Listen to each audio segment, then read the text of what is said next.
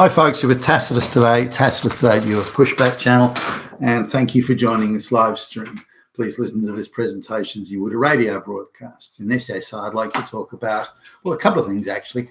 Is the entire Western world being turned into just a globalist economic zone? It ceases to exist as as nations and countries and peoples. It's just being turned into an economic zone, which is a playground for the globalists to indulge their fantasies in, and everyone in it, other than themselves, of course, has to accept an international wage equilibrium sort of.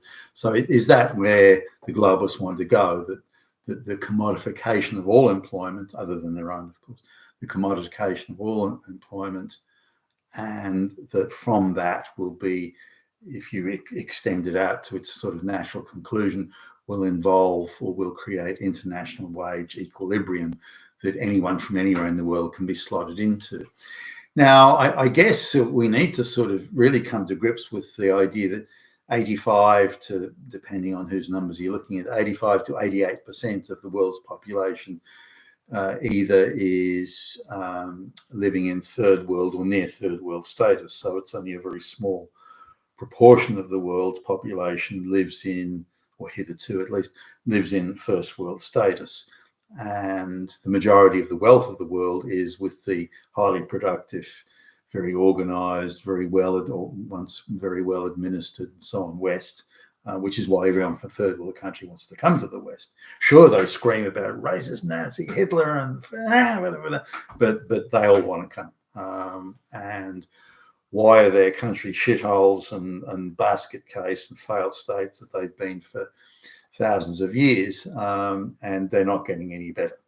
And no matter how much help or handouts or giveaways they receive, that their countries always remain in basket case condition. And of course, they want to come to the West, not to join in, not to be part of Western society, not to be part of Western culture, but I want to go to those rich countries and take as much as I can, which is the attitude pretty much the entire third world has. Now, there'll be exceptions, of course, but now the globalists seem to be completely on board with this idea, whether or not they just want the freeloading and the parasiting, but their view, the globalists, clearly and manifestly and without, you can't dispute this, they want to crush and destroy all white Western culture and white society and white social cohesion, white confidence. Everything must be crushed. And to do that, of course, mass importation of third world peasants is one of the ways to do it. Now, so is our wages reaching equilibrium? Now, the idea that there could be international wage equilibrium in, I don't know, fruit picking or burger flipping or floor cleaning or something. I mean, you could maybe make an argument for that. I don't know, but and I'll come back to that. But when I look at the wages that were paid, because I used to employ, in the role I had at the time, I used to employ some top-notch computer coders and programmers and so on, computer design engineers, that sort of thing. And back in, say, the mid-1990s in Sydney, these guys were being paid about give or take about $100,000 a year, more with some bonuses and things like that. Now, in the mid-90s, early to mid-90s, $100,000 a year, you could go places on that sort of money. I mean, you can't now because the price of real estate went hysterical. But I noticed that just for doing this video, I wonder what they're being paid now for that level of programmer. They're being paid about the same, give or take. So the wages for that level of programmer haven't changed in 30 years. 30 years, for goodness sakes. That's insane. Now, the wages that they were being paid, or the income they were paid, was well above the average at the time. So even though this is meant to be a knowledge-intensive role and job, the idea that programmers can be accessed from all over the third world. So suddenly, Western programmers had to compete with every programmer in the world for their jobs. Now, at the same time, CEO salaries were going through the roof. So why didn't CEOs have to compete with all CEOs in the world? Why is it that CEOs in the West were being paid, vast sums of money, even though the competition they had to face was declining at a rate of knots. So, if I look at, say, in 1970, the CEO of a major grocery chain, as an example, was being, I think it was 1969, actually, this was, the average wage was, say, $4,000 at the time. And this guy, the CEO, is being paid $20,000. It's only 5 times the average wage. Now, sure, he got other benefits, like he got a company vehicle supplied, for example. He got a lavish vacation house on the beach in a nice area, supplied for his Christmas summer vacation. He had an executive dining room, which was, a French chef was cooking the most exotic food. So there are other benefits, but his salary was only 5 times the average wage. Now, that equivalent grocery chain, and that they had, I think, 8 or 9 competitors back in the day competing for their market share at the time. So a lot of competition. So there's a lot of work to be done if you're going to compete at that level. So now today, that same grocery chain only has 1 competitor, or 1.5 competitors, if you want to be generous. And yet the CEO's salary is nearly, including the bonuses, is 200 times the average wage.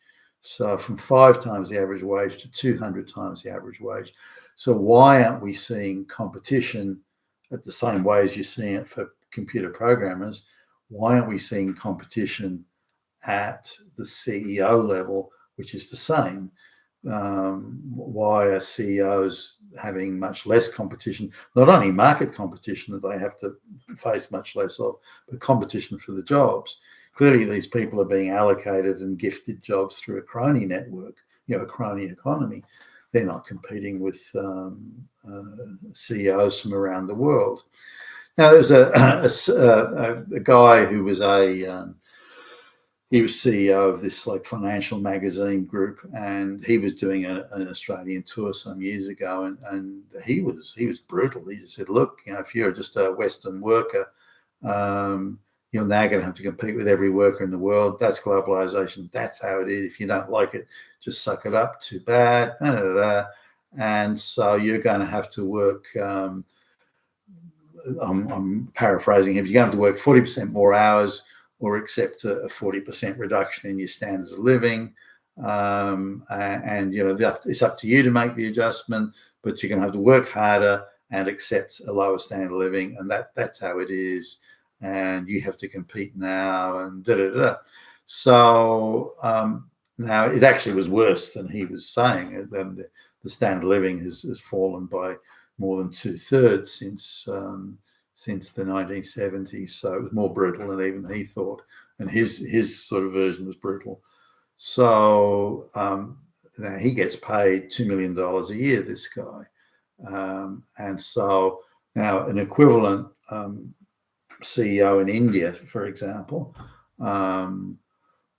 gets paid less than 1/10. In fact, it gets paid much less than 1/10 of what that guy gets paid. So the question comes up is, well, why don't you have to compete for your job? Why, an Indian, a chief editor or whatever from India could come along and do your job for, you get 2 million, they do it for 200,000. Why don't you have to compete for your job? No, you plebeians. I'm a globalist propagandist. I don't have to compete for my job. You have to compete for your job, you damn fascist Nazi plebeians. So a very different view when it's them who have to compete, or compete in the market, or compete for resources. So they want to create an economic zone where they don't have to compete for anything. They don't have to compete for workers. They don't have to compete on worker standards and worker benefits. They don't have to compete for customers. They compete for nothing. And so they're able to realize supranormal levels of profit. But all you need is a political hack, goon, stooge, flunky in the CEO's chair or in the senior management chair. And for that, that's a crony economy. So that's really where they're heading. So is this international wage equilibrium a thing?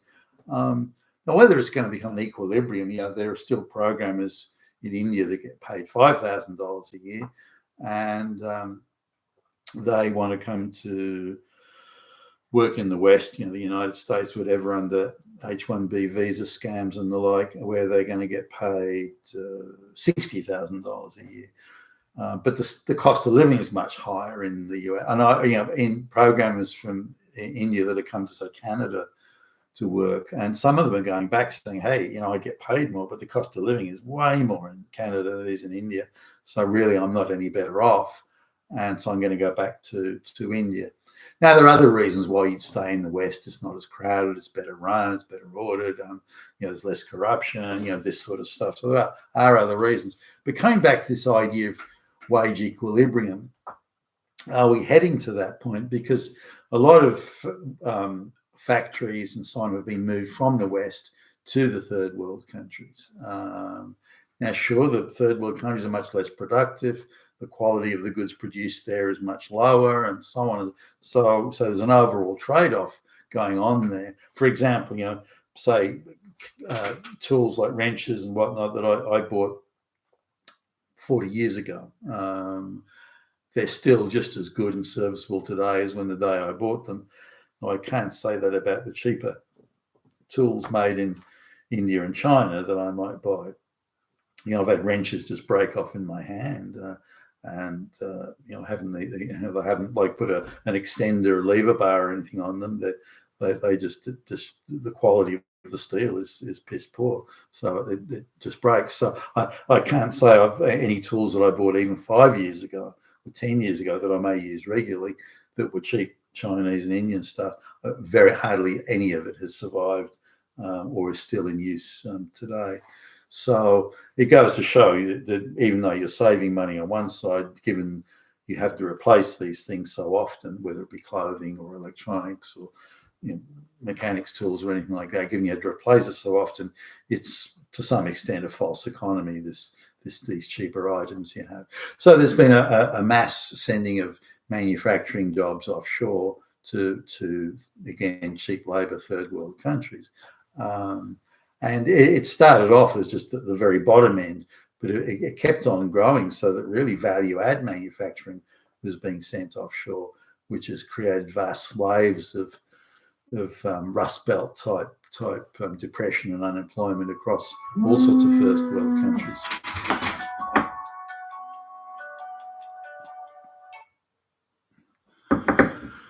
So is wage equilibrium a thing? I would say yes. I just had a look at that fund. I thought I had it switched off. So what's your view, though? Put it down below, and let's talk some more on this subject. I think it's a big thing.